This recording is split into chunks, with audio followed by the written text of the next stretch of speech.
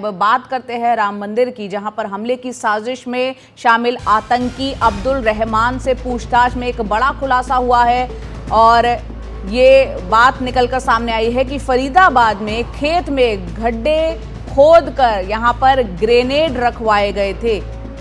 ये पूछताछ जब हुई है आतंकी अब्दुल रहमान से, ये बड़ी बात निकलकर सामने आई है। आपको बता दें, अलकायदा के भी संपर्क में था आईसिस का ये आतंकी अब्दुल रहमान। अलकायदा आतंकी अबू सुफियान के संपर्क में था ये आतंकी अब्दुल रहमान। साथ ही साथ अबू सुफियान पहले से ही एजेंसियों के रडार पर है और उसके संपर्क में ये आतंकी था। आतंकी अब्दुल रहमान से जो जुड़े हुए 10 बड़े खुलासे सामने निकल कर आ रहे हैं कि 10 महीने पहले आईसिस के खुरासान मॉड्यूल से ये जुड़ा था। इसके अलावा ऑनलाइन वीडियो कॉल पर इसको जो है ट्रेनिंग दी गई थी। साथ ही साथ मिल्कीपुर में अपनी दुकान पर बैठकर ये ट्रेनिंग लेता था। ट्रेनिंग के दौरान जो है कई टास्क भी इसको दिए गए। राम मंदिर पर हमले की साजिश भी इसमें शामिल था।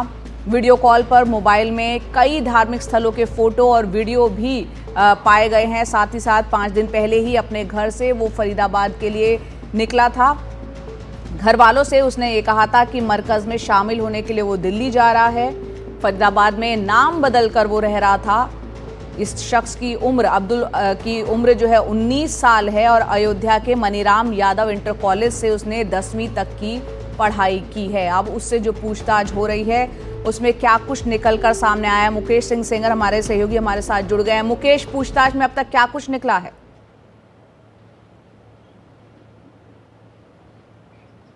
देखिए, अब्दुल रहमान से हरियाणा पुलिस की एसटीएफ और गुजरात एटीएस लगातार पूछताछ कर रही है।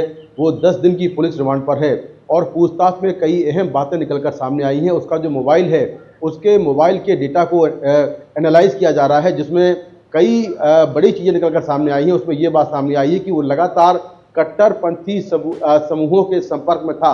उसकी पूरी जो ऑनलाइन एक्टिविटी है, जिसमें उसका सोशल मीडिया प्रोफाइल है, वो भी देखा जा रहा है, जिससे ये मालूम चला है कि वो इस्लामिक स्टेट के अलावा al Qaeda AQIS, al Qaeda Indian subcontinent के टॉप कमांडर अबू सुफियान के संपर्क में था। अबू सुफियान झारखंड के चतेरा इलाके का रहने वाला है और लगातार वो वांटेड चल रहा है।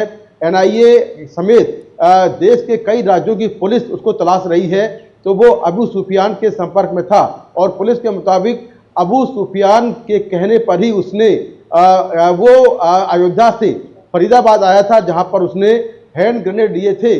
पुलिस के मुताबिक अबू सुफियान ने अपने हैंडलर को आदेश दिया था कि वो अब्दुल रहमान को हैंड ग्रेनेड दे और इसके लिए उसने फरीदाबाद के बांस रोड पर एक खेत में एक गड्ढा खुदवाया था और उसी गड्ढे में ये दोनों हैंड ग्रेनेड रखे हुए थे, जो बाद में अब्दुल रहमान को मिले। हालांकि जो हैंडलर है जिसने ये ग्रेनेड दिए थे, वो हैंडलर ये ग्रेनेड देने के बाद फरार हो गया है, उसकी तलाश की जा रही है।